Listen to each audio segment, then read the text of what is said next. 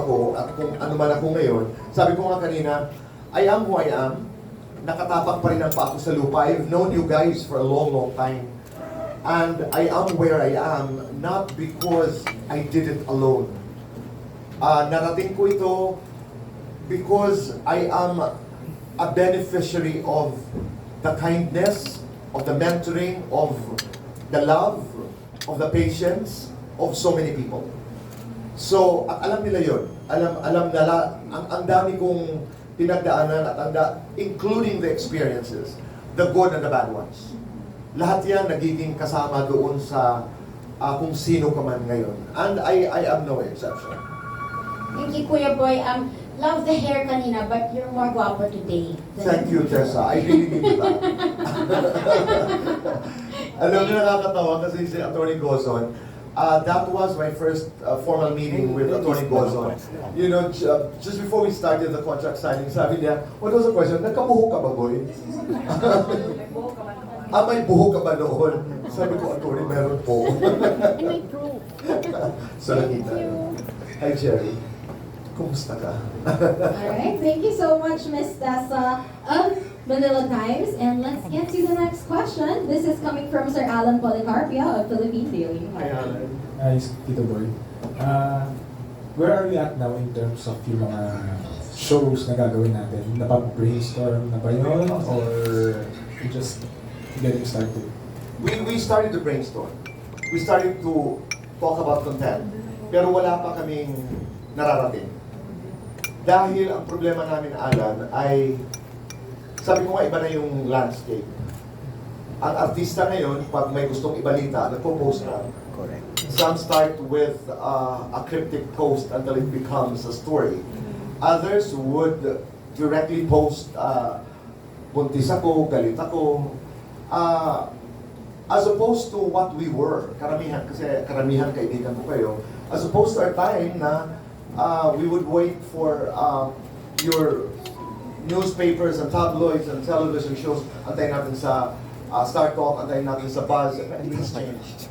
Everybody has become an active participant in the business of news, lalo na in the celebrity business. So doon kami nahihirapan because the challenge is, what do we do? Ano bang equity natin? Ano bang mai-offer natin para tayo ipanoorin? So nandun kami sa questioning stage.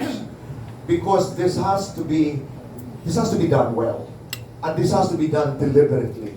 Pero meron ding hati na eksperimento. Kasi you only know what works until you're there. Bukas lang kami na ito yung balak, dito tayo mag-umpisa, pero pakikinggan natin kung ano ang tanggap, kung ano ang response sa halimbawa ng audiences, and then alam natin kung aatras tayo, liliko, o abante. You know, it's that kind of a game. Oo, kasi these days sila na rin ng mga artista na nag-i-interview. Correct. But we have to find out kung anong kulang. Halimbawa, sabi ko nga sa aking mga bosses, kina Janine, Kibang, Nalilibeth, ano ba ang ginagawa ngayon? Kailangan aralin, di ba? What's happening in the environment now? Yes, there is analysis. But are we happy with the analysis? Sino pagkakatiwalaan natin?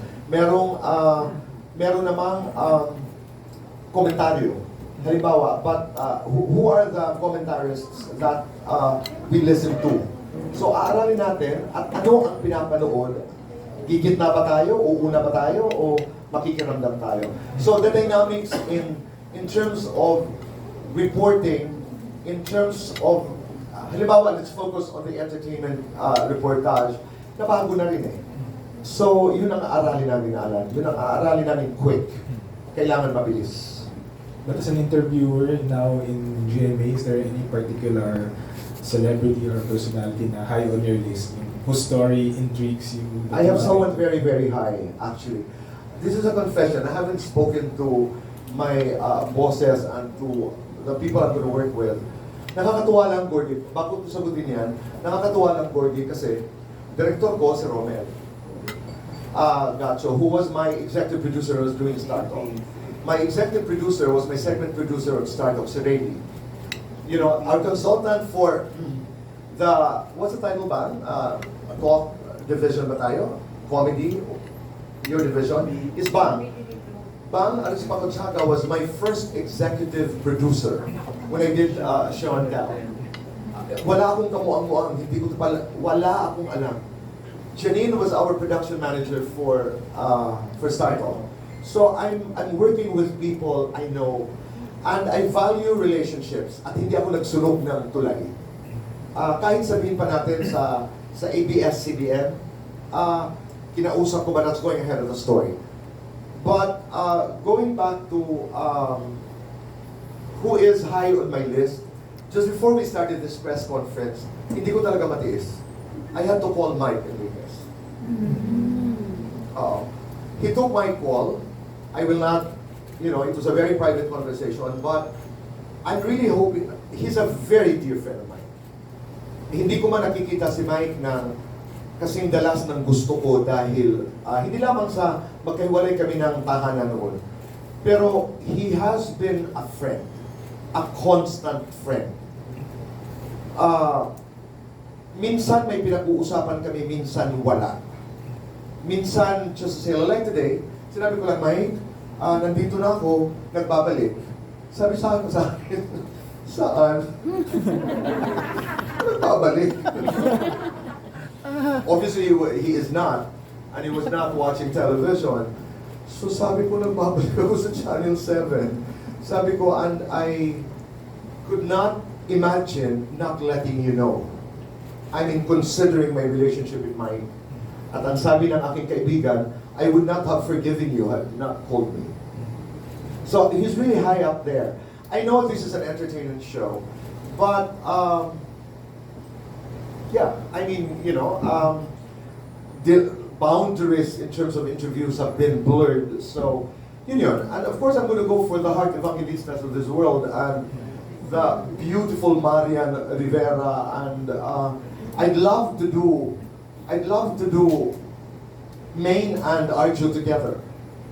I'd love, mga pangarap lang ito. I'd love to be able to do the younger artists na hindi ko pa masyadong kilala, the Julie San Jose's, the Barbie Fortezas. They were in my class because when I was with ABS-CBN, I would give hosting classes for GMA artists. So I knew them from that encounter, from that engagement. Sino pa? I'd like, marami akong high on my list, mga highs on my list.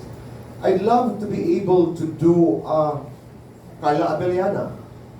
Boboy, if you're watching, let's go. Maninikluhod ako. I'd love to be able to do an interview with Alden.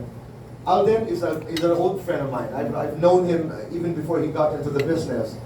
Tom Rodriguez. The sexy Dennis Chilio. Para sa akin yun ang gwapo. And Jen, ito'y walang malisa.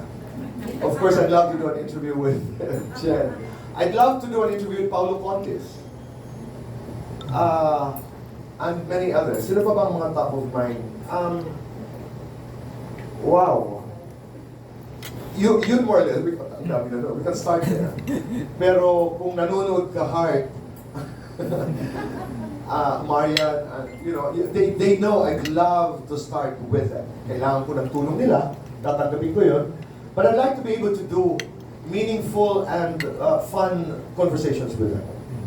And lastly, Tito Boy, at the time a lot of people are pivoting toward digital media, why do you insist, or why do you still want to return to television?